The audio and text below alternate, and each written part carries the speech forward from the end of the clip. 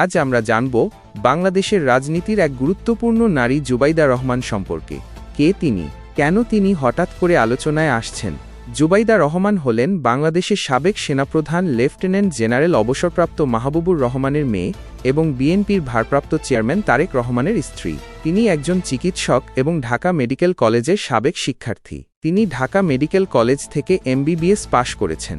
এরপর তিনি বাংলাদেশ সিভিল সার্ভিসে যোগদান করেন এবং স্বাস্থ্য ও পরিবার কল্যাণ মন্ত্রণালয়ে সহকারী সচিব হিসেবে দায়িত্ব পালন করেন।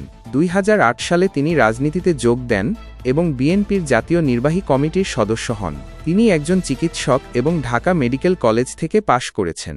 যদিও তিনি কখনো সরাসরি রাজনীতিতে সক্রিয় ছিলেন না, তবে তারেক রহমানের স্ত্রী হিসেবে তার রাজনৈতিক প্রভাব সবসময় আলোচিত।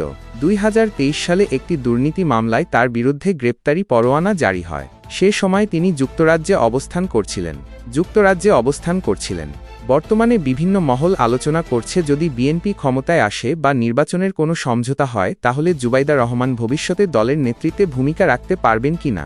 অনেকে মনে করেন জুবাইদা রহমান রাজনীতিতে সক্রিয় হলে বিএনপির জন্য ভালো হবে।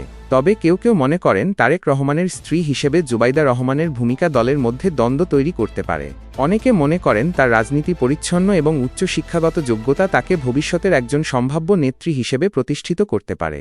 জুবাইদা রহমান কখনো রাজনীতিতে সরাসরি আসেননি, তবে সময়ই বলে দেবে তিনি শুধু একজন রাজনৈতিক পরিবারের সদস্য নাকি ভবিষ্যতের একজন নেত্রী। ভিডিওটি ভালো লাগলে লাইক দিন, শেয়ার করুন এবং কমেন্টে জানান আপনি কি জুবাইদা